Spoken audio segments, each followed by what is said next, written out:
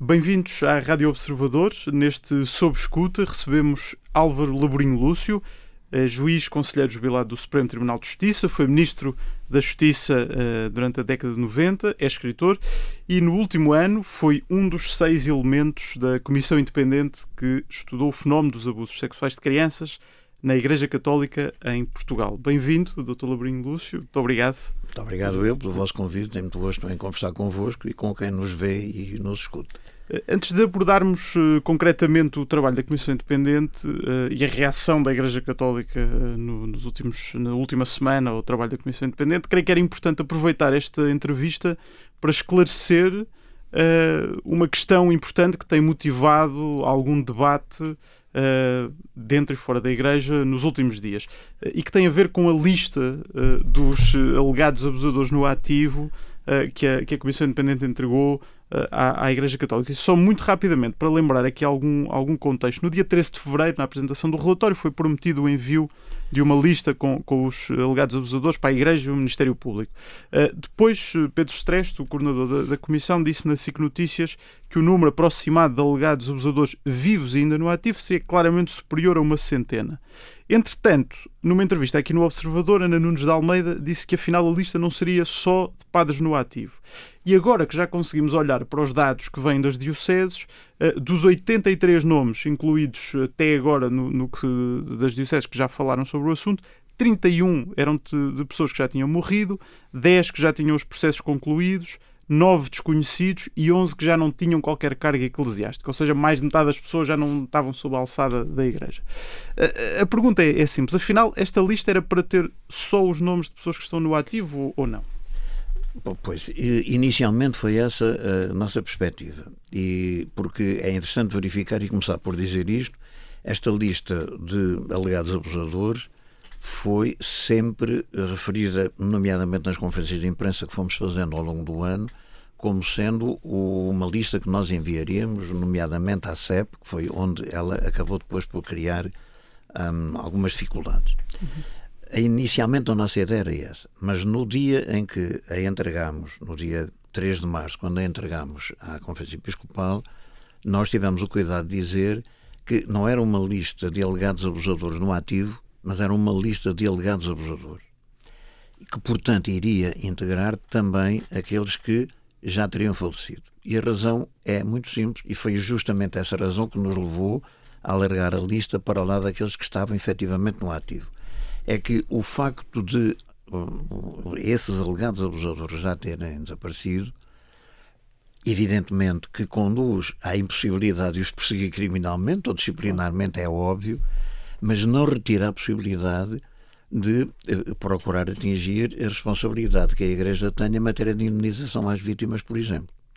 E, portanto, nós não podíamos tirar da lista aqueles que já tivessem desaparecido por morte, porque isso anularia a possibilidade de fazer as averiguações necessárias para definir os atos que eventualmente tivessem praticado e, a partir disso, poder indemnizar as vítimas. Indemnizar ou dar-lhes apoio específico por aquilo que resultasse como efeito das práticas de abusos sexuais que tinham sido vítimas.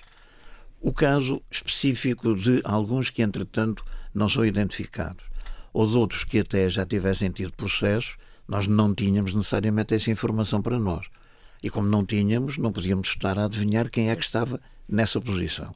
O que acontece é que, mesmo os que não são identificados, isso não significa que cada diocese, ao verificar que há um elemento que não é identificado, abandone completamente a possibilidade de vir a identificá-lo. Pode estar noutra diocese, pode ter desaparecido do contacto com a Igreja, mas mesmo assim manter sempre a sua vinculação ao caso que determinou o testemunho e que pode, uma vez mais, repercutir-se em matéria de indemnização às vítimas. Portanto, a lista que foi entregue foi uma lista com todos os alegados abusadores de que a Comissão Independente dispunha. Foi isso. Portanto, retiro daquilo que diz que não houve qualquer nome que fosse retirado daquela lista em relação àqueles nomes que tinham tido acesso. Não, os únicos nomes que não constaram desta lista são aqueles que foram revelados com garantia de absoluto sigilo no trabalho junto dos arquivos. Há elementos que estão confrontados pela equipe que trabalhou os arquivos e com aqueles que vinham diretamente da base de dados da Comissão, Os que resultaram diretamente dos arquivos não constam desta lista, mas são conhecidos dos respectivos bispos da diocese em concreto onde este trabalho foi feito. Mas só para clarificar aqui uma questão, esta lista então é maior do que aquela que inicialmente se previa, quando se previa que só se iria colocar o nome dos padres suspeitos de abusos no ativo, ou seja, não é maior é do centena... que se previa, embora nós não tivéssemos a previsão exata quantificada, mas é maior, uma vez que nós tínhamos previsto enviar apenas aqueles que estavam no ativo e depois enviámos independentemente de estarem no ativo ou não. E é esta diferença que torna maior esta, embora não possamos calcular qual é verdadeiramente a diferença em número, mas também isso não é particularmente significativo. E já agora, se puder falar, quantos nomes estavam na lista no total? Isso nós, justamente para evitar este ruído todo que se criou, nós deliberamos que não falaríamos sobre isso. A lista foi entregue nas dioceses, foi entregue à Conferência Episcopal em envelopes fechados dirigidos a cada diocese. A lista pertence agora à Igreja, a Igreja falará dela como entender e nas circunstâncias em que entender. E, entretanto, também ainda só tivemos notícias sobre as dioceses. Não sei se também entregaram listas às congregações religiosas. Vai-se entregar agora, dentro de dias, as próprias congregações, nomeadamente a sua presidente, a Irmã Maria da Graça, pediu para que ela fosse entregue mais tarde, e é isso que vai ser feito, nomeadamente pelo grupo de investigação histórica, que foi aquele que trabalhou os arquivos e que mais uma vez consolidou a relação entre a lista que vinha proveniente da base de dados e a lista resultando da pesquisa nos arquivos. Vai ser entregue à Conferência dos Institutos Religiosos. Exatamente. E não a cada superior. Isso agora não sei dizer em pormenor como vai ser. Sei que vai ser entregue provavelmente à Presidente Com esta lista que foi entregue a cada um dos bispos, era possível ou não fazer para os bispos fazer uma correspondência entre o nome e as histórias que estavam no relatório? Sim, isso porque essa foi uma queixa que foi apresentada Isso era, e essa é outra dúvida que entretanto se lançou e que é necessário deixar esclarecida. Vamos lá ver. Esta lista foi ela própria consolidada a partir exatamente do trabalho do grupo de investigação histórica. E, portanto, ela foi consolidada a partir do trabalho feito nos arquivos. E porquê? Porque a base de dados tinha claramente as indicações que permitiam identificar alegados abusadores. Essas indicações foram transmitidas ao grupo de investigação histórica para que este grupo as trabalhasse em cada diocese e em cada um dos arquivos, quer com o bispo respectivo, quer com a pessoa indicada por ele, o bispo, como a sua representante. E aconteceu em alguns casos a indicação de cônegos que trabalharam diretamente, vigários que trabalharam diretamente com o grupo de investigação histórica. E, portanto, quando a cada diocese chega à lista de nomes relativa a essa diocese, todos os bispos sabiam quais eram os factos a que cada um daqueles nomes se relacionava. Este trabalho tinha sido feito em várias circunstâncias, demorou horas. Estou a pensar, por exemplo, na Diocese do Porto. O trabalho foi diretamente através do coordenador do grupo de investigação histórica com o Bispo do Porto que foi feito. Demorou horas. Os factos constavam, e os factos que constavam eram, pelo menos, a identificação, evidentemente, da pessoa, os abusos sexuais que tinha praticado, o lugar onde eles tinham acontecido e o ano em que eles tinham ocorrido. Pelo menos estes factos estavam transmitidos e foram conhecidos de todos os senhores bispos ou dos representantes que eles próprios indicaram. Mas isso incluía histórias que tinham sido reveladas pelos testemunhos? Histórias que tinham sido reveladas pelos testemunhos e, portanto, outras que eram confirmadas pela própria investigação nos arquivos e muitas delas que eram encontradas e cruzadas entre o que estava nos testemunhos e o que estava nos arquivos. Portanto, eu diria, se me perguntar, os factos eram suficientes para condenar estas pessoas? Não, nunca, como nunca os factos são suficientes para condenar ninguém, enquanto eles não são sujeitos a contraditório, enquanto eles não são trabalhados, evidentemente, com respeito pelos direitos fundamentais dos cidadãos. Se os factos eram bastantes para poder exercer uma ação preventiva, claro que sim. Eles eram suficientes pela credibilidade do testemunho, porque a credibilidade do testemunho não vem do facto da Comissão Independente ter pegado em alguém que faz uma denúncia e ter passado a denúncia para a Conferência Episcopal. A Comissão trabalhou a qualidade da denúncia. Claro. Aquilo que nós fizemos... Houve vários excluídos. Houve variedíssimos excluídos. Aliás, é muito interessante verificar isso, porque se nós contabilizarmos o número dos testemunhos prestados na sua totalidade, 564, e se verificarmos que apenas 512 foram trabalhados, significa que foram excluídos meia centena. O que nos permite extrair uma conclusão que é importante. Evidentemente que ela não é de valor absoluto, mas que é importante. Porque a tendência que quem trabalha estas matérias tem vindo a publicar, nomeadamente, é de que em inquéritos deste tipo há normalmente uma percentagem de falibilidade que se situa entre os 3% e os 5%. Aliás, aqueles que mais têm intervindo ultimamente até falam em 3%, mas nós vamos aos 5%. Ora, neste caso, a nossa margem de segurança é de 10%. E, portanto, isto não significa que todos os testemunhos são verdadeiros, como é evidente, mas significa que há uma imensa, enorme probabilidade de verdade em todos eles. Ora, isto ligado à indicação daqueles factos que eu referi. E depois há a disponibilidade que a Comissão tem de poder indicar mais um ou outro facto, desde que não ponha em causa o segredo quanto à identidade da vítima, porque isso é um compromisso nosso desde o início. Portanto, neste momento, em todos os lugares, podia haver a adoção de medidas preventivas. Aliás, há um aspecto aqui que eu não gostaria de deixar de referir. Se tivesse havido uma aproximação a este ponto de vista sugerido pela Comissão, eu julgo que bem podia ter acontecido que os senhores bispos, junto dos alegados abusadores, os tivessem levado a aceitar com naturalidade que eles próprios pediriam o seu afastamento enquanto o processo estivesse a decorrer.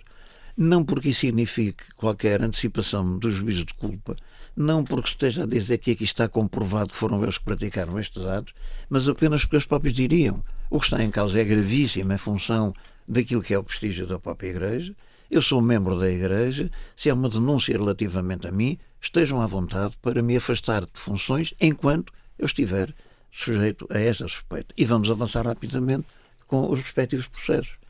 Nem isto se fez, nem os próprios senhores bispos tomaram a iniciativa, na maioria dos casos, de avançar nesse sentido, o que está a criar, evidentemente, um imenso ruído à volta disto e a permitir, isso é o menos agradável, que se comecem a firmar posições antagónicas, que se opõem umas às outras e que não vão levar claramente a nenhuma solução que seja agradável. Mas voltando só aqui um pouco à lista em concreto, o facto é que houve vários bispos a falar que aquilo que receberam foi apenas e só uma lista. Em primeiro lugar, queria entender de forma mais clara se compreende em algumas dessas situações esta posição tomada e depois perceber se, para ficar mesmo, para que não restem dúvidas, se de facto em todos os casos era possível fazer uma correspondência entre aqueles nomes que estavam naquela lista e os factos que eram descritos no relatório. Ou seja, podemos falar daquela lista como uma espécie de apenso ao relatório? Sim. E se sim, como é que era possível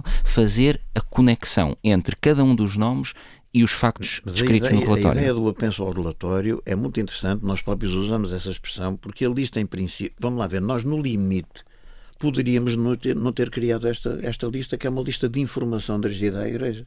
Nós no limite poderíamos ter deixado o relatório tal como ele está e a Igreja, por sua iniciativa, teria de fazer toda a investigação base no sentido de saber, então, afinal de contas, onde estão esses alegados abusadores de que a Comissão Independente fala. Nós organizámos a lista com os nomes justamente porque isso estava acertado com a própria Conferência Episcopal Portuguesa de que o que iríamos entregar eram alegados abusadores e entregaríamos no trabalho feito diretamente nas dioceses pelo grupo de investigação histórica a conexão factual entre aqueles nomes e esta lista. Evidentemente, quando na conferência de imprensa da CEP é dito foi-nos entregue uma lista com nomes, isto é verdade. Mas, enfim, mal comparado... O que é que falta nessa verdade? Não, mal comparado, eu vou dizer, o que falta é isto, admitamos que eu convido um conjunto de pessoas para um casamento e depois prometo, eu na véspera envio-vos a lista com o nome dos convidados. As pessoas não vão dizer, eu tenho aqui uma lista com o nome dos convidados, não sei para que é que isto serve. Evidentemente toda a gente sabe o que é que os convidados são para o casamento e as pessoas têm mais ou menos a ideia do que acontece num casamento. Ora, Os senhores bispos tinham toda a informação sobre o casamento. O que lhes faltava era ter um conjunto exato dos nomes de convidados. Foi aquilo que nós fizemos. O que pode acontecer, mas eu não quero estar a fazer conjecturas acerca de matérias que não conheço. Eu admito que não se tivesse levado, talvez a peito, o trabalho feito junto dos arquivos nas dioceses, que eventualmente não tivesse havido transmissão dos elementos internos, mas tenho muitas dúvidas de que isso tivesse acontecido, porque foi o trabalho aturado do grupo de investigação histórica que fez essa conexão toda. E tanto é assim que o Sr. Dom José Ornelas, apesar de tudo, na entrevista que dá ao Expresso, de alguma forma vem dizer que, enfim, que foi pouco feliz aquela afirmação, porque não era exatamente aquilo que se pretendia dizer. Porque mantida a afirmação como está, ela não é verdadeira. E continuando aqui naquilo que foram as reações dos vários bispos, podemos encontrar aqui diferentes padrões. Houve bispos, como é o caso de Angra e de Évora, que afastaram liminarmente os suspeitos enquanto averiguam os casos, e depois tivemos outros, como Porto e Lisboa, que só afastam com mais informação. Compreende esta dualidade de critérios? Já nos disse que dificilmente se compreende em algumas situações. Aquilo que eu quero entender é o pedido de mais informações, em alguns casos, pode fazer sentido a essa lista, porque de facto a Comissão enviou mais informações. Sim. Em determinados casos. Foi porque entendeu que fazia sentido, nesses casos, dar mais informações para contextualizar esse apenso, essa lista? Se os senhores bispos, para efeitos de terem uma intervenção imediata em termos de ações preventivas, precisam de mais dados, a Comissão dará todos os dados disponíveis que não ponham em causa, repito, o segredo da identidade das vítimas. E, portanto, nós não estamos aqui numa posição adversarial relativamente à Igreja, pelo contrário. Nós temos todo o gosto em colaborar para que se possa chegar o mais longe possível no tipo de investigações que se possam desenvolver acerca desta matéria. O que é importante é isto, e isto é que eu julgo que nós temos que destrinçar. Uma coisa é deixar claro que a lista que foi entregue aos senhores bispos era uma lista acordada, que foi esclarecida quando foi entregue. Relativamente a essa lista, há um conjunto de factos com ela cruzados que permitem que, a partir dela e a partir da credibilidade dos testemunhos, se possam adotar ações de natureza preventiva. Chegados aqui, nós chegamos à conclusão que há alguns senhores bispos que já entenderam que assim deve ser e já estão a atuar nesse sentido, outros que estão ainda numa situação de dúvida e outros que estão numa posição com alguma renitência enquanto não tiverem mais elementos de informação. Curiosamente... Houve até, só para interromper aqui, porque houve até bispos que disseram, enfim, temos aqui nomes que nem conhecemos. Aceita que haja bispos a dizer que não têm informações sobre os nomes que lá puseram, tendo em conta tudo o que já nos disse? Eu tenho que acreditar que é verdadeiro o que dizem. Para já, nós estamos a falar num tempo que vai, num período de 70 anos, e, portanto, nós podemos ter nomes que estariam na diocese na altura em que o bispo atual não está, que entretanto terão passado para outra. Admito que sim, dentro daqueles tais poucos que são desconhecidos, os ditos desconhecidos, que são poucos, mas que podem naturalmente acontecer, visto que nós próprios também não os conhecemos. Estamos a fazer a transmissão da informação que recebemos para aqueles que agora foram os destinatários da lista que nós enviamos.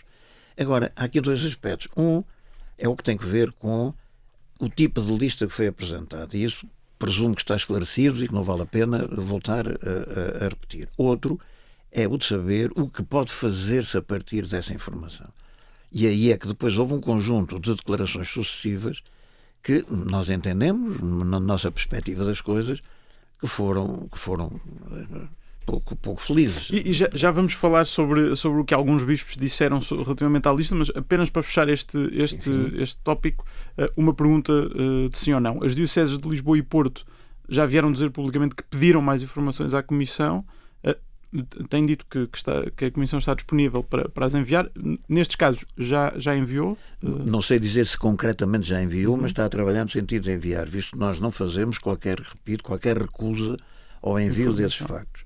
Aliás, como calculará, o único limite que nós temos a isso é realmente o limite de compromisso na defesa do sigilo, da identidade das vítimas, ponto, e mais nada. E, portanto, tudo o resto nós informamos. Agora, as informações essenciais, os factos essenciais, constavam na primeira missão de trabalho que foi desenvolvida junto do Grupo de Investigação Histórica. Aliás, é curioso que onde mais desse trabalho foi desenvolvido foi, curiosamente, em Lisboa e no Porto, pela natureza das coisas. Porque há mais pessoas. Natureza das coisas. E, portanto, houve muito mais tempo. Sabemos quem foram os cónicos que foram indicados em Lisboa, o cónico que foi indicado em Lisboa, com quem se falou, com quem teve um dos elementos do grupo de investigação histórica teve um trabalho aturadíssimo para analisar caso a caso as respectivas situações e, portanto, as coisas constavam.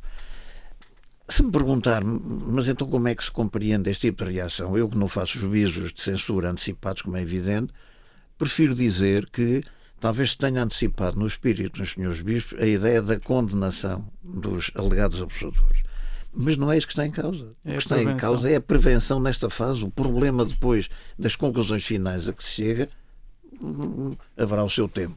Agora, o que nós não podemos é confundir os tempos, porque essa confusão vai determinar a antecipação para esta fase das dificuldades em conseguir a condenação futura, e isso não parece que seja adequado, porque há um aspecto muito importante, deixem-me só dizer isto, porque é fundamental que isso seja dito. Aliás, nós próprios estamos aqui, da minha parte, com, por exemplo, grande já há tempo significativo, e raramente falamos nas vítimas. Mas as vítimas estão por detrás de nós, e estão por detrás de tudo isto a assistir ao que está a acontecer. E é extraordinário como da parte da Conferência Episcopal Portuguesa não houve uma referência, não há uma manifestação de preocupação. E sobre isso vamos falar mais à frente. Na semana passada, o Parlamento Português aprovou 2 projetos de lei que têm em vista o aumento de prazo de prescrição destes crimes, justamente que têm estado aqui, dos quais temos estado a falar, dos abusos sexuais de crianças, para os 30 anos da vítima, tal como a Comissão tinha sugerido. Este é um sinal de que o trabalho da Comissão já está a ter um impacto no país, para si? Nós esperamos que tenha. Como deve calcular, nós somos aqui aqueles que menos olham para si próprios. Nós fizemos o nosso trabalho, foi um trabalho que nós gostaríamos de ver refletido no exterior como um trabalho importante pelos seus efeitos, por aquilo que ele pode produzir. E nesse sentido ficamos contentes quando vemos que começa a haver, e em vários aspectos isso tem-se verificado, atenção àquilo que foram as nossas sugestões e recomendações e uma linha de seguimento nesse sentido. Esse caso concreto é bem interessante, tem aí uma especificidade, eu não quero entrar muito em aspectos técnicos, projetos, depois tornam amassadores, mas há ainda uma questão que pode ainda suscitar-se, mas nós teremos a ocasião de falar nisso quando formos à Assembleia da República, que é a questão de saber se o que nós devemos ampliar é a idade da vítima e, portanto, ampliar o tempo para ela exercer o direito de queixa, ou se devemos ampliar o prazo de prescrição. Nós temos defendido, e aí eu tenho defendido, não direi que seja eu o maior defensor, mas sou aquele quem tem fundamentado, portanto, trabalhar mais essa área, que é importante não mexer nos prazos de prescrição, porque isso pode gerar um desequilíbrio enorme no ordenamento lógico do próprio sistema penal. Portanto, manter os prazos de prescrição tal como eles estão, mas, neste caso concreto, alterar o tempo que a vítima tem para apresentar a sua queixa. Ou seja, o prazo começa a contar mais tarde. O prazo começa a contar e, portanto, a duração do prazo é a mesma, começa a contar mais tarde. E, nessa medida, nós fixamos os 30 anos. Com isto, nós temos 2 objetivos. Em primeiro lugar, realmente não desestabilizar o equilíbrio dos prazos de prescrição para todos os crimes previstos na lei. Mas, em segundo lugar, mais uma vez, centrar este aumento na vítima e não necessariamente numa qualquer filosofia de política criminal. E focando aí nos 30 anos e focando na vítima, como tem estado a dizer, houve algumas críticas ao facto de a proposta da Comissão ficar pelos 30 anos. Aliás, no relatório há dados que parecem apontar noutro sentido. 48,2% dos casos o testemunho foi a primeira vez que foi dado. A idade média das pessoas que testemunharam é de 52 anos. Isto não pode significar que as pessoas precisam de mais tempo do que os 30 anos para conseguirem falar do assunto e tomarem essa iniciativa. Está para nascer a primeira pessoa que diga que a idade certa é a idade X, não é? Nós avaliamos isso, avaliamos através também muito aí sim da participação do trabalho, quer do Dr. Daniel Sampaio, quer do Dr. Pedro Streste, e portanto a partir daquilo que são as suas competências técnicas e científicas, e entendemos que deveríamos fixar um limite. não apenas falar em termos abstratos do aumento do prazo para a apresentação do direito de queixa, mas definir um limite. E acordámos que os 30 anos, tendo em conta o estudo que fizemos dos testemunhos que recebemos, seria bastante, mas não fizemos nisso uma questão especial. Aliás, eu tive a ocasião de dizer eu próprio, quando o lançamento do relatório na Gulbenkian, tive a ocasião de dizer que não pomos obstáculo nenhum a que seja fixada outra idade. Não é aqui que fazemos questão. A nossa questão está na necessidade de aumentar o tempo para o fazer. São 30, são 35 anos, não faremos disso qualquer questão, nem sentimos que a Comissão não viu consagrada a sua ideia, se em vez de ser 30 forem 35. O que queremos como consagração da ideia é realmente o aumento da idade para poder fazer. Uhum. Mudando agora aqui um pouco o ângulo, o grande número que resulta do relatório da Comissão, as 4.815 possíveis vítimas, tem origem num cálculo feito a partir dos 512 testemunhos, de que já falámos, e dos relatos feitos por essas pessoas. Dentro da Comissão, foi unânime chegar a este método de extrapolação, digamos assim, para um número aproximado de vítimas que terão existido durante estes anos? Foi absolutamente unânime como resultado final e como critério final adotado para poder chegar aí. Não quer dizer que tenha sido menos unânime no trabalho de elaboração desse critério, não houve nunca uma divergência entre nós, mas houve trocas de opiniões no sentido de saber se não se estaria a exagerar por defeito. E nós ainda hoje consideramos que esse número é uma projeção a partir do inquérito e dos dados do inquérito. Consideramos que é uma projeção que a pecar peca por defeito. E nós não temos mesmo dúvida de que pecará mesmo por defeito.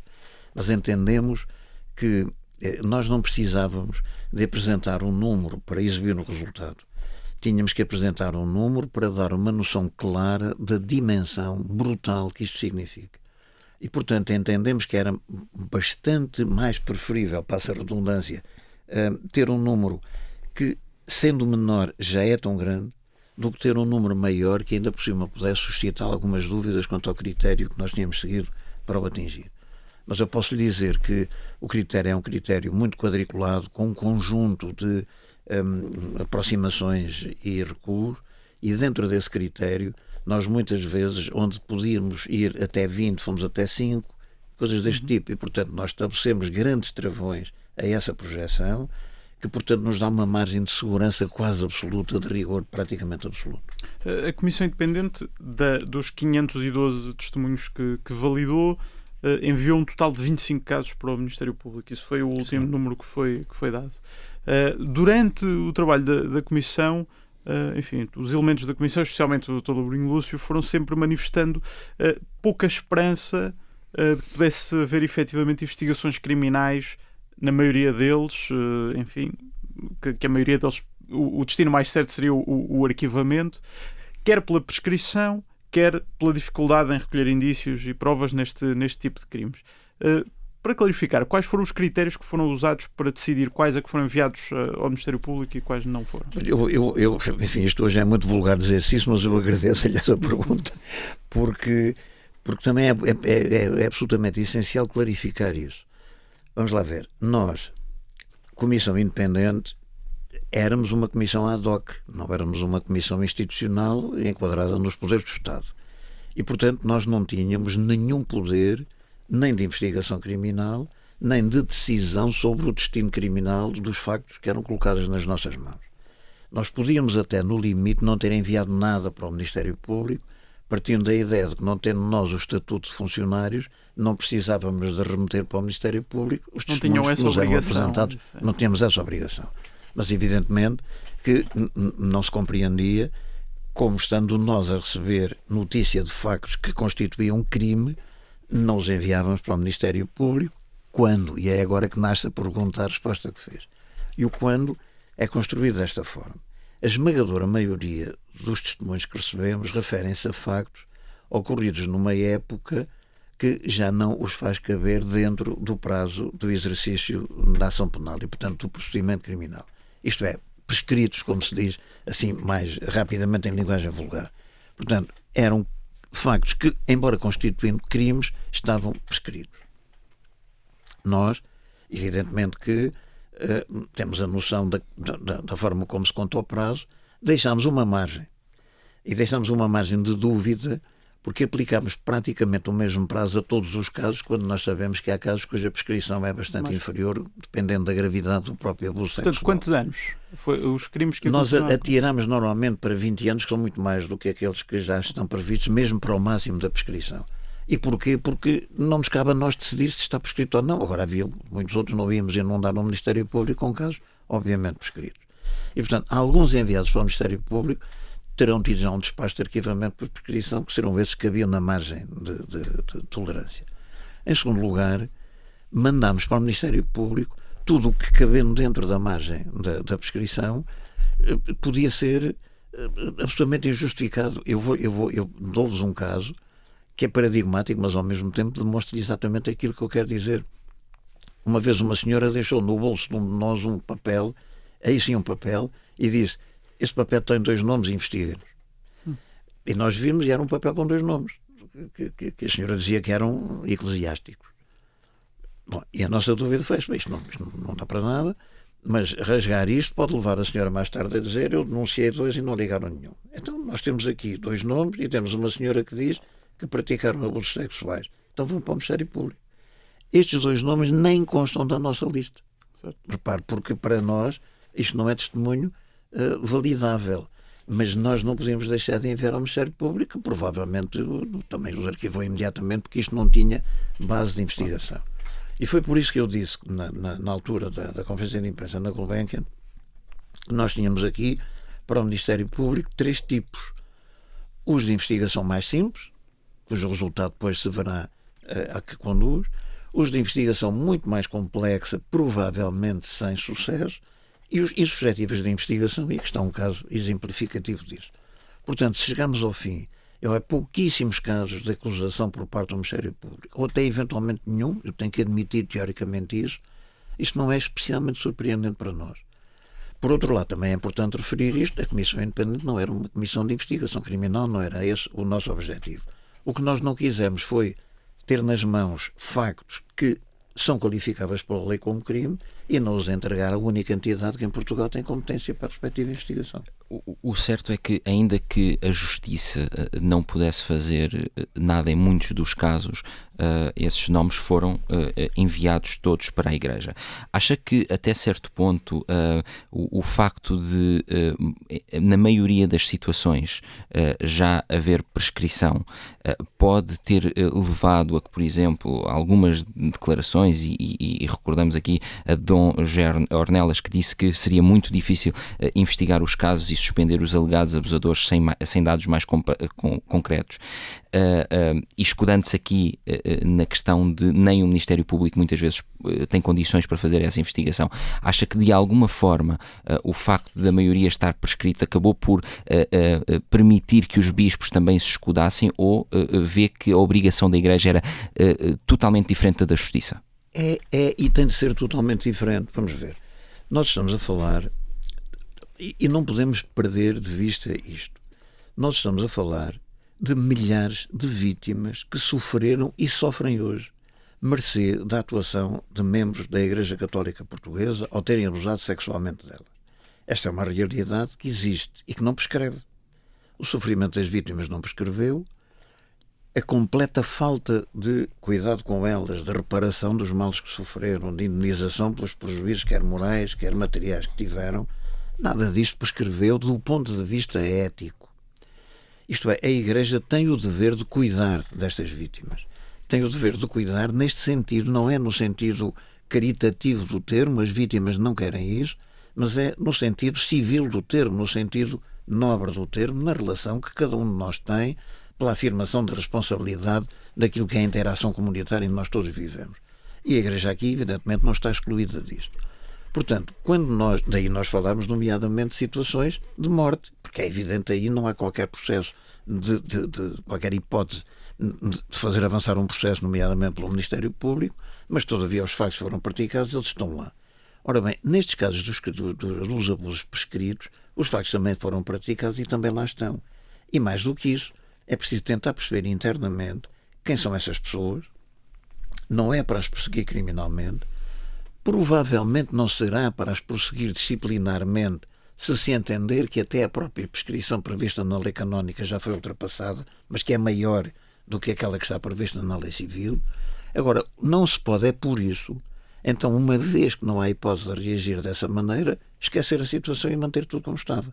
Daí que há um conjunto vastíssimo de ações que se podem desenvolver e que estão muito ligadas ao tipo de recomendações que nós enviamos, nomeadamente à Igreja Católica, e que hoje devem colocar o problema justamente na vítima. Repare que quando nós fazemos as perguntas que têm estado a fazer e que são interessantíssimas e que são as perguntas essenciais, quando nós as fazemos a partir da vítima, o simples facto de formular a pergunta a partir da vítima sugere logo uma resposta diferente. Porque entra um elemento de cultura na formação da equação que estamos a colocar que vai induzir necessariamente uma resposta de natureza diferente.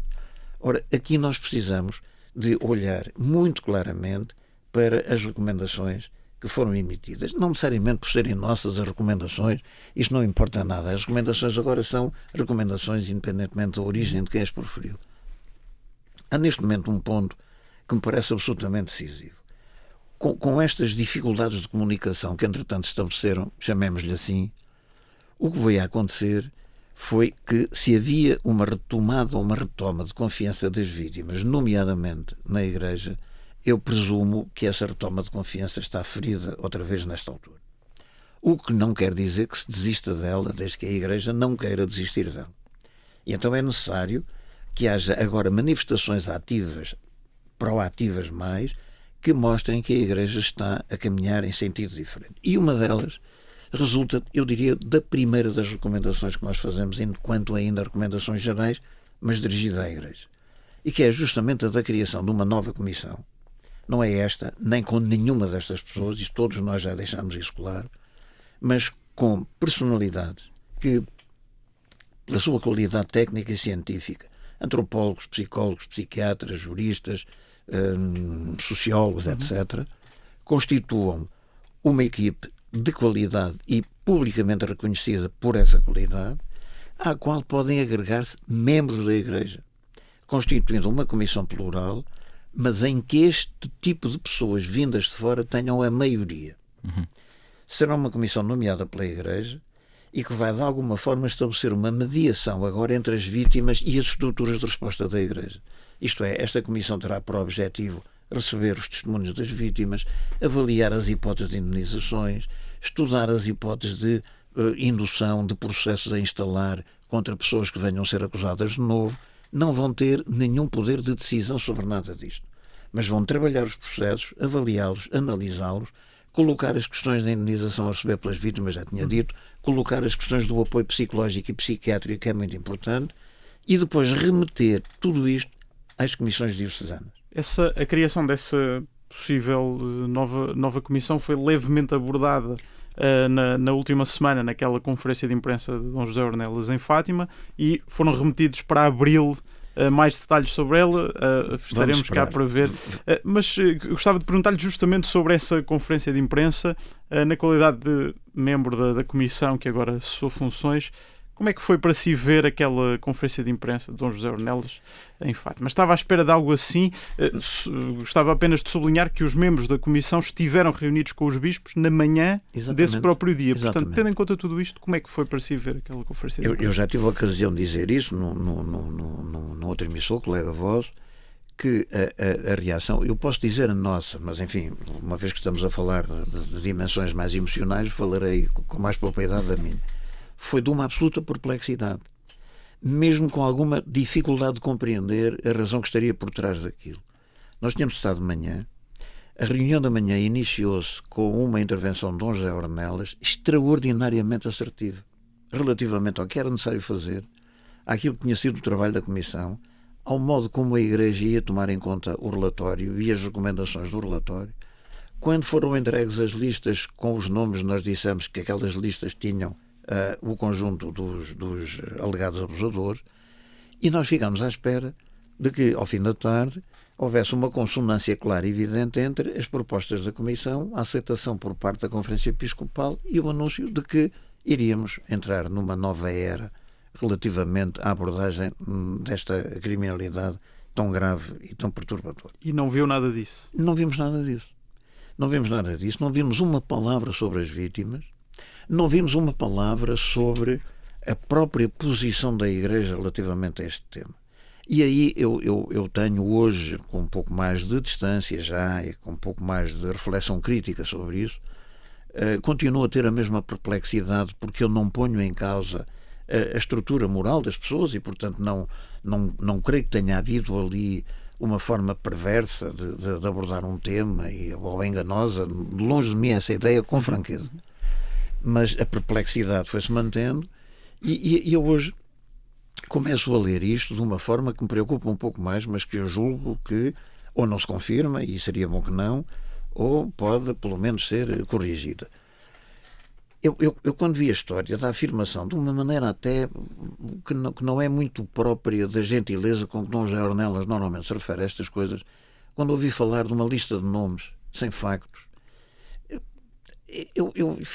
achei estranho a maneira como foi dito, que de alguma forma não deixava deixar a Comissão um pouco em dificuldade para explicar uma Foi situação. dito até, é só o Jacinto, é só o Albino. Exatamente. Ora bem, e portanto, isto foi o que foi. Agora, neste momento, passado este tempo, há uma conclusão que nós estaríamos. É que isto foi um facto que foi criado. Isto criou um facto novo. E tanto que é assim, que daí para cá, nós passamos a discutir muito mais a lista de nomes que nós apresentamos e que era um apêndice, como há pouco foi dito, em vez de discutir o relatório. Eu não quero crer que isto tenha sido intencional, mas o que é fato é que o efeito foi este. Não se falou das vítimas, nada, que é uma coisa absolutamente extraordinária. Quando de manhã se tinha falado, e quando, inclusivamente, de manhã, nós tínhamos conversado, é certo que tinha sido a afirmação do nosso lado, mas nós tínhamos conversado e dizendo que hoje há claramente duas posturas na Igreja. Há uma postura, eu não quero fazer a distinção entre conservador e progressista, porque eu não tenho nada contra a estrutura conservadora. E acho que é legítimo defender a estrutura conservadora, nem tenho a ideia de que a progressista é boa e a conservadora é má necessariamente. São diferentes, nós temos conceitos de uma coisa e de outra, mas ambas têm o seu lugar e ambas têm a legitimidade para o seu lugar. O que eu entendo é que há uma perspectiva que é, eu vou usar a palavra porque é aquela que mais serve àquilo que eu quero dizer, eu espero que se perceba, porque é uma perspectiva reacionária. Isto é uma perspectiva que reage a qualquer hipótese de mudança. Em alguns bispos? Em alguns bispos. Quais? Isto não vou dizer como calcula. E há, por outro lado, uma perspectiva de abertura. O que eu sinto é que há uma igreja, eu diria, do Papa Francisco, uma igreja do Evangelho, que é uma igreja aberta ao exterior, que é aberta ao sentimento das vítimas, que integra as vítimas e que está disponível para as ouvir e para remediar tanto quanto possível os males que nelas foram praticados, e uma outra completamente fechada sobre si própria, que reage completamente à mudança, que não é aberta ao exterior e que no fundo é mais uma igreja clerical ou clericalista no sentido ideológico do termo. Mesmo que não possa, e entendo que não possa aqui dar nomes, mas aquilo que sentiu ao longo deste período é que em Portugal pesa mais essa igreja do Papa Francisco ou uma igreja mais fechada ao exterior? Eu respondo já, mas deixe-me só acabar isto, porque isto pode ter efeito naquilo que é a interpretação da reação depois na conferência de imprensa. É que nós tivemos a ocasião de opinar, porque não fizemos outra coisa, no sentido de que será errado tentar conciliar estas duas posições. Elas são absolutamente inconciliáveis e qualquer tentativa de conciliação favorece esta outra mais extremada. Ora, eu não sei se não foi uma tentativa de conciliação que se fez na conferência de imprensa. A minha pergunta ia nesse sentido. Onde é que fica Dom José Ornelas no meio de tudo isto? Esta semana o editorial do Sete Magens, o jornal especializado em religião, dizia que aquilo que vimos provavelmente foi Dom José Ornelas a defender coisas em que não acredita, porque está a tentar conciliar dois pontos de vista inconciliáveis. Também é a sua análise? Eu quero admitir que sim. Mas tenho que reconhecer, no meu ponto de vista, eu estou a falar por mim, evidentemente, é uma opinião, mas parece-me um caminho profundamente errado. Porque aqui a conciliação favorece uma das partes. Não há conciliação possível, porque aqui é o Estado de um lado ou de Estado do outro. Mas ainda em conta a esta pergunta que foi feita, parece que há mais eu não sou capaz de dizer. Força de um lado. Não sou capaz de dizer. Eu tenho uma ideia há muito tempo, como cidadão, agora não estou nada sequer a falar, como membro da Comissão Independente que fui, como cidadão, eu tenho a convicção de que há uma grande unanimidade à volta do Papa Francisco, porque a maior parte das coisas que ele diz não tem seguimento porque não podem ter. E ele próprio sente que não tem poder para lhe dar seguimento. Ele tem conseguido muito, mas há muita coisa que ele diz e leva as pessoas a aplaudirem porque sabem que não há seguimento possível nesse sentido.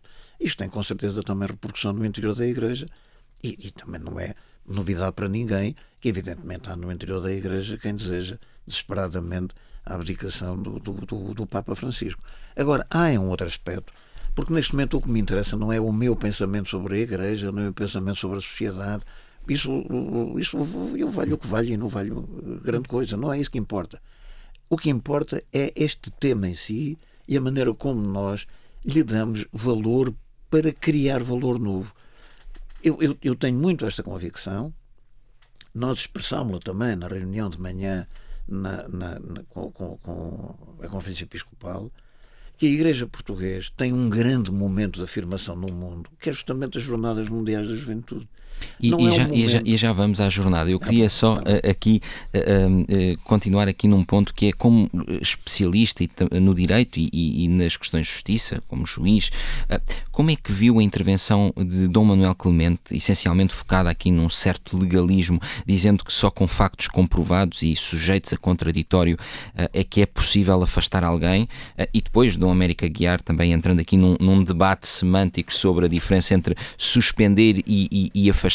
Depois deste relatório e com o foco nas vítimas, como falou ainda há pouco e tem estado a frisar, deve ser este o discurso da Igreja? Pois eu julgo que não. Eu aí não posso ter uma margem de tolerância, porque verdadeiramente nós também não sabemos o que está no espírito de quem faz essas afirmações. Se me estiverem a dizer que não pode haver condenação sem contraditório, sem o respeito pela presunção de inocência, eu estou completamente de acordo, mas ninguém pôs isso em causa, nem ninguém pôs. Agora, vir antecipar isso para o momento anterior em que pode haver medidas preventivas, que são medidas de afastamento, nem sequer são necessariamente medidas de afastamento do Ministério, podem ser de afastamento, por exemplo, de relações com crianças, da zona onde pode ser eventualmente preocupante aquilo de que a própria imagem da pessoa possa vir a refletir-se no cotidiano, no exercício do seu Ministério. Isso não só pode, como deve acontecer. E é como eu digo, se tivesse acontecido desde o início, se todos tivessem tomado a iniciativa eles próprios de pedir esse afastamento episódico, temporário, ou se a própria Igreja tivesse chamado as pessoas envolvidas e tivesse dito isso, tudo isto tinha acontecido com a maior tranquilidade, não havia problema nenhum e não se punha em causa nenhuma regra do Estado de Direito, como deve calcular, me sensibiliza particularmente. Portanto, Isso não é verdade, eu não percebo porque foi que se seguiu esse caminho, e eu não quero antecipar que esse caminho seja já de si também a antecipação daquilo que se espera ser o resultado final das investigações que venham a ter lugar. Como objetivo, se esse for o resultado final, que seja, mas que ele seja perseguido como um objetivo, parece-me profundamente inaceitável. Por outro lado, a ideia de que não pode haver indenizações às vítimas porque nós não podemos tomar a iniciativa, porque isso é insultuoso para as vítimas. Foram as palavras do Manuel Clemente. O que é que lhe parece essa afirmação? Mas nós tínhamos para já que reconhecer que nós temos várias igrejas insultuosas pelo mundo fora. Temos os Estados Unidos, a Austrália, a Alemanha, a Irlanda, a França. Todos eles insultaram as vítimas e as vítimas não se sentiram nada insultadas com isso. Evidentemente que a manifestação da disponibilidade para indenizar não é outra coisa senão a assunção de responsabilidade por aquilo que são os efeitos negativos que geraram danos, quer materiais, quer morais, nestas pessoas. As vítimas depois decidirão elas, mas só elas, se sim ou não querem ter essa indenização. Depois houve inclusivamente o Sr. Dom Manuel Clemente, e eu digo isto até com alguma tristeza pela afirmação, porque eu conheço relativamente, tenho muito boa ideia dele. É uma pessoa que eu estimo, quer pelo seu papel, até no mundo intelectual, pelas coisas que escreve, etc. Eu não consigo perceber como é que o Dom Manuel Clemente, a certa altura, disse que há muitos casos que são ali entre os anos 60 e 80 e nesses casos era um atentado ao pudor, e o atentado ao pudor era uma coisa que se resolvia com uma pequena conversa. O atentado ao pudor, nessa altura, integrava o coito anal, o coito oral, masturbação, etc. O atentado ao pudor não é uma festinha quase inocente. É preciso ter a noção do que se está a dizer, porque as vítimas estão em casa e ouvem e dizem, mas o que é isto? Então, mas é isto com uma conversinha, mas conversinha pode haver numa situação desta. Novamente é uma forma de legalismo? É uma forma de absoluto legalismo, é uma forma de transpor para o exterior a procura de um critério que permita no interior não assumir verdadeiramente o ponto que deve ser. E que desvaloriza. E que desvaloriza completamente as vítimas. Aliás, se me permitissem, peço desculpa por tomar esta iniciativa, mas eu quero, como pessoa, deixar uma palavra de agradecimento às vítimas. Não é apenas de louvor, não é de conforto, é de agradecimento como cidadão. Estas vítimas que arrostaram com muito, e nós sabemos bem, porque nós conversamos, vimos-las, ouvimos-las, sabemos, temos os depoimentos delas, estas vítimas que arrostaram com esta responsabilidade de vir a público dar conta do seu testemunho, foram numa grande coragem, e aconteça o que acontecer, têm todas as razões para se orgulhar da sua atitude. Elas vieram introduzir um espaço novo de reflexão e de debate entre nós, que se prende diretamente com o que há de mais profundo do ponto de vista da ética, da relação humana, do respeito pela dignidade humana e do respeito pelos direitos fundamentais dos cidadãos. E, portanto, são elas a grande figura a louvar. São as vítimas dos abusos sexuais acontecidos em Portugal nos últimos 70 anos. São as grandes figuras deste trabalho e deste processo. Voltando aqui ao legalismo que tem existido, assistimos nos últimos tempos também a um outro caso que aqui mostra também a atuação da Justiça, neste caso o processo do padre Anastácio do Funchal, que se tentou entregar no Ministério Público. Isso, aliás, foi noticiado pelo Observador, e que naquele momento em que se tenta entregar foi recusado por não ser ali o local correto, até porque o que se pretendia, o que a Justiça pretendia, era uma notificação. Compreende a atuação da Justiça neste caso? E caso compreenda ou não compreenda, a pergunta seguinte é: transmite esta Justiça uma sensação de segurança para as pessoas? Eu vou começar por dar a resposta que os jornalistas nunca gostam que seja dada. Eu sou magistrado jubilado, estou comprometido com o estatuto de juiz, que é o que eu sou, e não posso falar de casos concretos. Esse é um caso concreto, não posso falar sobre ele. Mas ele tem, na parte final da sua pergunta, uma outra dimensão, que é de saber se este tipo de atuação corresponde àquilo que as pessoas esperam da Justiça. E essa é uma questão que eu não vou abordar agora, porque nos levaria muito longe, é uma questão muito complexa, mas nós temos todos que ter aqui uma profunda reflexão sobre esse tema. Nós hoje, por variedíssimas razões, isto não envolve nenhum juízo de censura, mais uma vez, seja contra quem for, é apenas uma observação crítica da realidade. Nós hoje estamos a caminhar para um mundo de tal maneira tão acelerado, em que a instantaneidade tem tanto peso, a eficácia substitui praticamente a maioria dos valores estruturados eticamente, que nós corremos o risco de dar muito mais importância à percepção que as pessoas têm das coisas do que à informação que as pessoas têm das coisas. E por maioria de razão, ao conhecimento que as pessoas têm das coisas. A Justiça funciona com um conjunto de regras que muitas delas estão interligadas entre si e têm muito que ver com as garantias fundamentais de direitos essenciais para o Estado de Direito. Em alguns casos, as garantias dessas garantias, isto agora não é redundância, é mesmo isso que quero dizer, as garantias dessas garantias constituíram uma luta pela qual muita gente morreu para conseguir atingir aquilo que no fundo é esta dimensão plural do Estado de Direito, com o pluralismo democrático, com os direitos humanos, com o primado da lei. E muitas vezes a aplicação dessas normas, que tem que ser feita com total independência pelos tribunais, nem sempre é compreendida pela comunidade. E aqui há um perigo, que é deixar passar o juízo crítico do pedido de informação e de aumento do conhecimento para a reação imediata a partir da percepção. Eu esse caso não o comento, não sei exatamente sequer como foi que ele aconteceu, mas gostaria de deixar a ideia de que, relativamente ao funcionamento da Justiça, através do contrato social, há um elemento de confiança que é necessário manter. E às vezes um aumento de informação sobre as situações é importante para que nós não entremos também numa descrença absoluta sobre coisas de cujo conteúdo não conhecemos a totalidade e que nos pode levar depois a criar situações difíceis que vão gerar coisas que nós hoje nos vamos habituando a chamar de populismos, etc., e que podem conduzir a efeitos bem nefastos do ponto de vista do ambiente democrático em geral. Dr. Lobrinho Lúcio, como é que tem visto nos últimos tempos, ao longo do trabalho da Comissão e também nos últimos dias, as intervenções de Marcelo Rebelo de Sousa sobre este tema? Inicialmente chegou a dizer que o número era relativamente baixo, o que até, segundo o relatório, terá motivado algumas vítimas a apresentar o seu testemunho. Agora, numa entrevista recente, foi bastante duro com a Igreja. Como é que tem visto esta intervenção do Presidente da República neste assunto?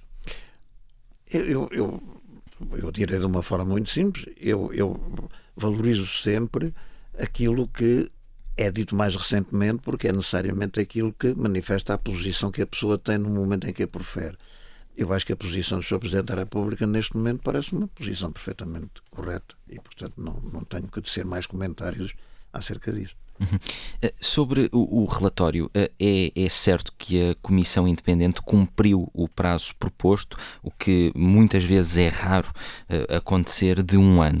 Mas tendo em conta as dificuldades que foram tendo no trabalho e que foram tornadas públicas, por exemplo, o acesso aos arquivos, que só teve início em outubro, o que lhe pergunto é, poderia ter feito aqui sentido algum alargamento do tempo do trabalho da Comissão para que algumas das contingências que tiveram durante estes meses pudessem ser sanadas de alguma forma e até haver um maior aprofundamento do material que constava nos arquivos? Podia ter havido sim na área dos arquivos. A área dos arquivos, no fundo, ficou numa fase, no sentido próprio do termo, haveria porventura mais do que uma fase a trabalhar e apenas trabalhou uma fase. Mas, apesar de tudo, isso foi um ganho de causa que muitos pensariam que não viria sequer a acontecer. E aqui é a vez de nós também entendermos a posição da Igreja. Vamos ver. E para a Igreja isto não foi fácil. Pelo contrário. E digo mesmo mais, da mesma maneira que eu tenho uma posição muito crítica relativamente à posição que a Igreja ultimamente tem adotado, e espero que ela venha a recuar um pouco neste caminho, eu também não posso deixar de dizer que há 3 aspectos que para mim que são decisivos. Em primeiro lugar, foi a Conferência Episcopal Portuguesa que criou a Comissão. Pode dizer-se que poderia ter sido mais cedo ou mais tarde, seja como for. Criou a Comissão, a iniciativa foi dada. Em segundo lugar, deu-nos toda a independência para nós podermos ser absolutamente isentos no trabalho que desenvolvemos ao longo deste ano. E isto é muito de louvar.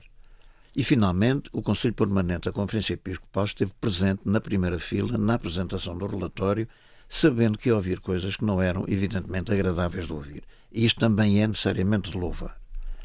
Por outro lado, quanto a algumas dificuldades, alguma renitência maior de alguns bispos inicialmente em virem à conversa com a Comissão, algum fechamento dos arquivos, isso realmente aconteceu, mas para a Igreja tudo isto também era pesado, tudo isto também era muito difícil e, no fundo, era a escancarar aquilo que, no fundo, estava muito na sua intimidade e na profunda intimidade de si próprio. Era difícil, mas já há vários anos tinha vindo a acontecer noutros países. Isso é verdade. Não é que Portugal tenha sido pioneiro nesse aspecto. Isso é verdade, mas como sabe, tudo o que passa pelo domínio da emoção só se sente na altura em que se sente verdadeiramente e não por antecipação daquilo que vai acontecendo aos outros. E, portanto, a Igreja foi neste ano que se sentiu verdadeiramente confrontada com isso e isso acabou por ser feito. E isto é muito importante que se diga para que a própria Igreja perceba que ela tem uma dimensão de transformação e de mudança que pode fazê-la sair deste processo por aquilo que parece para os olhos de todos, que é o único lado possível de sair, que é o respeito pelas vítimas, a necessidade de encontrar medidas claras, urgentes, que ponham travão à quantificação deste fenómeno. Ele não vai acabar, certamente, mas é necessário que ele se reduza por um limite que nunca será de tolerância, porque nenhum caso é tolerado, mas para um limite que não seja sistémico, como durante muito tempo isto foi, ligado, evidentemente, também ao outro tema, que é um tema complicado e que ficou muito fora do debate nestas semanas, que é o da ocultação da Igreja ao longo do tempo e qual é o estado da arte agora em matéria de ocultação ou desocultação. aqui este modelo de intervenção que a Igreja tem estado a seguir é um modelo perigoso do ponto de vista da ocultação. Se nós quisermos, se levássemos à letra algumas das intervenções que ouvimos, e esta ideia de que não há prova, não se pode fazer porque não há prova, na altura em que o que se está a fazer é antecipar que não há prova, porque só se pode dizer que não há prova depois de se ter tentado encontrar a prova. Se antecipadamente se diz não há prova, não há prova, não há prova, nós podemos estar a chegar a uma situação que tem o seu quê de ridículo, que é de dizer que num modelo anterior os abusos existiam, mas não se sabia. No modelo atual sabe-se, mas eles não existem. Isto é, não tem a prova. E isto não pode acontecer, porque é outra forma de ocultação e nós não podemos aí aceitar que isso possa acontecer. Mencionou justamente agora a questão da exigência da prova e efetivamente, quando olhamos para a história dos abusos na Igreja, percebemos que a exigência da prova e muitas vezes a contraposição entre a palavra da vítima e a palavra do agressor foram muitas vezes uma estratégia da Igreja para ocultar os casos. Já que não há prova, não vamos fazer nada quanto a isto. Parece-lhe, por um lado, que insistir nesta questão da exigência de prova é regressar a uma estratégia de ocultação do passado? Eu não sei se é uma estratégia. O que é que se deve fazer com os bispos ocultadores? Porque a Comissão disse que havia bispos ocultadores. Sim, mas aí já vamos a essa última questão. Na parte inicial, eu não quero atribuir a intenção de que isto seja uma estratégia para a ocultação, porque então tinha sido uma estratégia perfeitamente organizada. Tinha-se dito há uma lista só com nomes, portanto desvalorizava-se a informação que a Comissão deu. Depois dizia-se, como não há factos não pode haver investigação, e como não há factos não pode haver prova, sem prova não se condena, presunção de inocência, não há nada a fazer. E tudo isto passava e nós ficávamos com a ideia que tinha havido vários abusos sexuais na Igreja, mas não sabia de quem, nem como, nem em que circunstâncias. Bom, eu julgo que isto não passa pela cabeça de ninguém, nem em circunstância nenhuma passou pela cabeça da Conferência Episcopal de modo nenhum. Mas há o perigo de se pensar assim, e há sobretudo o perigo das vítimas pensarem que é assim que vai ser. Ora, não pode. Perguntar-me-á, mas acabou de dizer várias vezes que não pode garantir que venha a haver prova que leva à condenação. Pois não posso, e pode até não haver prova relativamente a ninguém que leva à condenação. Agora, há uma prova que está provada exuberantemente. É que houve pelo menos cerca de 5.000 casos de abusos sexuais na Igreja Católica Portuguesa durante estes anos. Muitos deles ocultados. E eu queria insistir nesta pergunta porque foi dito eu vou já lhe dizer, muitos deles conhecidos dentro da Igreja, porque nós sabemos das transferências que houve de padres, etc., e necessariamente muitos deles conhecidos pelos próprios bispos. Não sei por quais, mas pelos próprios bispos. Ora, esta ocultação tem que ser colocada na linha da frente dos objetivos da mudança, no sentido de desocultar a ocultação. E ela faz, primeiro, confessando que ela existiu, e, em segundo lugar, garantindo que ela não vai continuar a existir. E, portanto, a partir deste momento, nenhum caso que se conheça deixa de ser comunicado ao Ministério Público. Nenhum. Imediatamente. Aliás, há hoje, na linha daquilo que foi a própria evolução do direito canónico, não apenas das intervenções sucessivas do Papa Francisco, mas da própria evolução do direito canónico, vai claramente nesse sentido e coloca a obrigação de denunciar ao Ministério Público. Da mesma maneira também que é absolutamente fundamental que a vítima surja como a vítima deste tipo de abusos sexuais. Porque na tradição da Igreja, dos abusos sexuais de crianças, a vítima é a própria Igreja. Através da violação do mandamento 6º do Decálogo e através da violação dos costumes e dos bons usos da Igreja. E mesmo em trabalhos recentes e em textos recentes, lá voltam a vir à frente sempre os costumes e o 6º mandamento. Ora, a vítima é uma criança, é a vítima principal dos abusos sexuais, é a criança. Relativamente aos bispos que se sabe que poderão ter ocultado casos, o relatório menciona algumas situações. Eu continuo a dizer, como já tive o gosto de lhe responder a essa sua pergunta quando foi da reunião na Gulbenkian. Nós não aliás, como repara, nós só indicamos à Igreja o nome dos alegados abusadores. A Igreja é o Ministério Público, mas ao Ministério Público apenas também por informação, mais nada. Mas não indicamos nomes de ninguém em circunstância nenhuma. Nem dos abusadores, nem das vítimas, nem evidentemente se houvesse casos ocultadores. Por outro lado, eu acho que poderia haver um resultado perverso dessa indicação. É que a questão da ocultação é uma questão da Igreja. E a Igreja tem que a assumir como questão sua. Enquanto há 3 ou 4 ocultadores, poderia parecer que não é uma questão da Igreja, que é uma questão apenas daqueles 3 ou 4 bispos que ocultaram. E, portanto, nós entendemos que esta questão é fundamental, porque ela transforma realmente ou não os abusos de pessoas da Igreja em abusos da própria Igreja, e isso aí nós todos tendemos a apoiar as ações que a Igreja queira desenvolver, para deixar que não seja essa a imagem que resulta depois. Prometi que íamos ainda à jornada e vou cumprir. Disse recentemente que seria uma oportunidade da Igreja Católica aparecer como um exemplo a seguir, depois de tudo o que ficámos a saber, primeiro com o relatório, e depois de tudo o que vimos de reações da Igreja, nomeadamente dos bispos, e sobre as quais temos estado a falar. Ainda lhe parece que a Igreja em Portugal poderá ser um exemplo nesta matéria? Poderá dar o exemplo nesta matéria? Tem nas mãos essa possibilidade. Não sei se tem na vontade. Se tiver na vontade, e eu acredito que tenha, tem nas mãos essa possibilidade. Porque tudo o que tem acontecido até agora tem sido... Eu estou a hesitar muito na palavra, porque eu não queria adjetivar. Tem sido negativo. Não, tem sido infeliz, se quiser dizer. Mas não transitou em julgado. É agora a minha vez de poder usar a expressão. E, portanto, eu diria que esta posição da Igreja, depois da conferência de imprensa do dia 3, não transitou em julgado. O senhor Dom José Ornelas diz que em abril que vão fazer uma nova conferência e, portanto, uma nova conferência de imprensa. Eu diria que aí é que transitará em julgado a posição da Igreja. E esse é talvez um momento decisivo. E porquê é que eu quero dizer isto? A Igreja Portuguesa tem nas mãos a possibilidade de dar um excelente exemplo de como pode intervir-se neste tipo de fenómeno. E de o apresentar justamente nas Jornadas Mundiais da Juventude. A Igreja não tem que temer que este tema surja nas Jornadas Mundiais da Juventude. Só tem que temer se ela estiver mal colocada nele. Mas se ela estiver bem colocada nele, e colocar-se nele é estar colocado ao lado das vítimas, e estando colocado ao lado das vítimas é desencadear em ações práticas, e até lá tem tempo para o fazer, um conjunto vasto de medidas que inclusivamente estão nas recomendações e nas sugestões, é pô-las em prática. E depois mostrar publicamente que é isso que está a fazer. Mesmo que eventualmente seja censurada por aquilo que aconteceu até agora, todos nós cometemos erros, todos nós temos períodos mais infelizes. A Igreja está a trabalhar numa área que é muito crítica para ela e, portanto, também não tem uma coesão total formada até aqui. Agora tem que saber qual das duas posições em confronto a Igreja quer representar. Já agora deixe-me só dizer um aspecto, se me permitem, porque fica esclarecido, que é a história do pedido de perdão nas Jornadas Mundiais da Juventude. Aquilo que eu julgo que deve acontecer não é o memorial. O memorial é outra coisa. E o memorial, porventura, se existir, ficará situado, algures. Não é ali que tem necessariamente que ficar. Não é o memorial.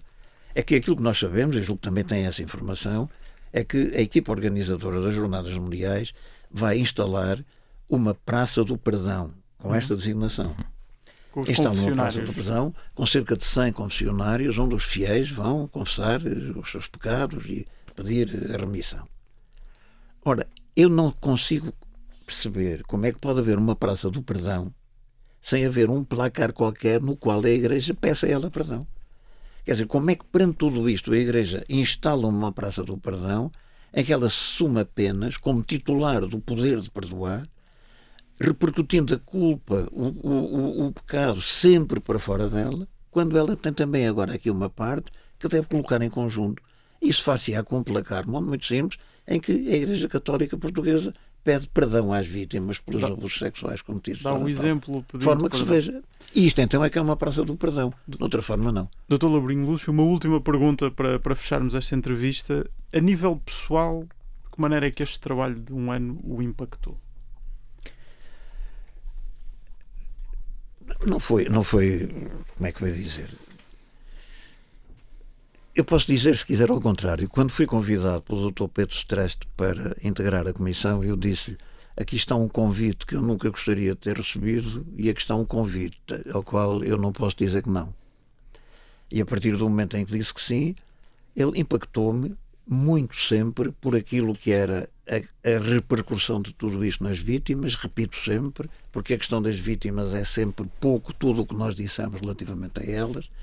O que foi este sofrimento brutal que foi sentido ao longo de tantos anos. Há às vezes uma censura aqui ou ali pelo facto de nós termos apresentado os testemunhos que apresentámos quando fizemos a apresentação do relatório. Há hoje quem diga até que talvez pudessem ser bastante menos, em vez de terem sido tantos.